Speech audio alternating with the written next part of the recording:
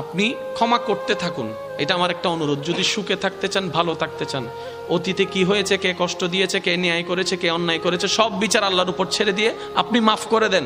যে মাফ করে দেয় তার অন্তর পরিষ্কার থাকে। সুবহান। নবী রাহমাতুল্লিল আলামিন বলে, আল্লাহর দিকে তাকিয়ে আল্লাহর বান্দাকে মাফ করে দাও। তোমার যদি ইজ্জতে কমে যায়, আমি নবী থেকে হাসরের ময়দানে তুমি নিয়ে নিও, তারপরে তুমি মাফ করতে থাকো। কারণ তুমি যত মাফ করতে থাকবা, হেসে হেসে মাফ করতেই থাকবা, তত তুমি দুনিয়াতেও ভালো থাকতে পারবা, পরকালেও ভালো থাকতে পারবা। সুবহান। একটা কথা মনে রাখবেন, দুনিয়াতে আমরা সবাই মেহমান হয়ে এসেছি, কেউ পার্মানেন্টলি থাকতে আসেনি। তো 2 দিনের দুনিয়া, অর্ধেক সময় তো শেষ। আসেন না এই অল্প সময় করুক। যে ধর্মে মুস্কি হেসে কথা বললেও সওয়াব। আরেকটু জোরে। এক মুসলমান আরেক মুসলমানের সাক্ষাৎ হয়েছে, আসসালামু আলাইকুম। ওয়ালাইকুম আসসালাম, ভাই কেমন আছেন? তারা শুধু কৌশল বিনিময় করছে, তারা কুশল বিনিময় করছে। আল্লাহ বলছেন, ফেরেশতা সওয়াব লেখো। আরেক ফেরেশতারে বলে, ফেরেশতা মুসাফা করে হাত ছুটার আগে তাদের গুনাহ মাফের ব্যবস্থা করে দাও।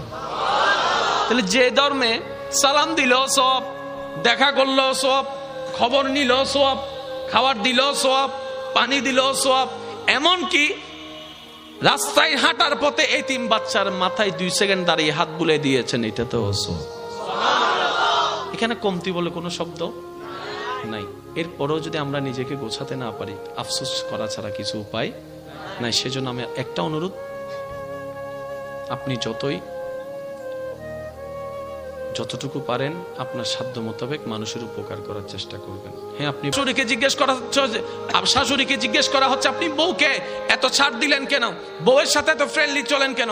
আপনি বলবেন, আমি আমার ছেলের বউয়ের সাথে চলি না, আমি আমার মেয়ের সাথে চলি। আরে আমার মেয়েটা তো আমার রবের বান্দা, আমি আমার রবের বান্দাকে খুশি করে চলার চেষ্টা করছি। আল্লাহ আমাদের সবাইকে বুঝার, আমল করার তৌফিক দান করুন। সইবেন যত। ভিতরে ব্যায়াম আছে না নাই? নামাজের ভিতরে মনের শান্তি আছে না নাই? নামাজের ভিতরে আত্মতৃপ্তি আছে না নাই? মনে রাখবেন, একটা হচ্ছে দেহের খাদ্য, হুজুর, একটা হচ্ছে শরীরের শক্তির জন্য দেহের খাদ্য, আর একটা হচ্ছে রুহের খাদ্য। আমরা বেশিরভাগ ক্ষেত্রে দেহের খাদ্যটাকে দেওয়ার চেষ্টা করি, রুহের খাদ্যটা দেওয়ার চেষ্টা করি না।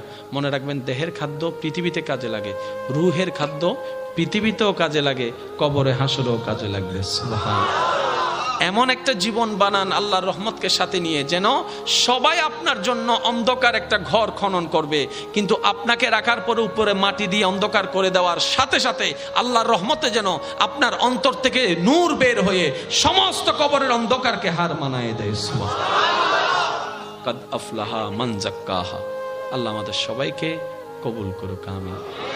আজকের মাহফিলকে কবুল করুক। সভাপতি মহোদয় আছেন, আর উলামায়ে কেরাম আছেন, আল্লাহ পাক ওনাদের হায়াতে এলমে হাজার গুণ বরকত